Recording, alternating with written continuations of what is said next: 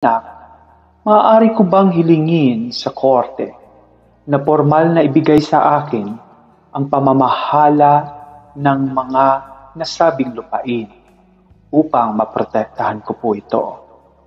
Nalakay ng Korte Suprema sa kaso ng Loleta R. Alamare versus Romel Elmer, Erwin, Ruel and Amanda Pavale sa GR number 151243 noong April 30, 2008 na pinonentihan ni Associate Justice Minita Chico Nazario.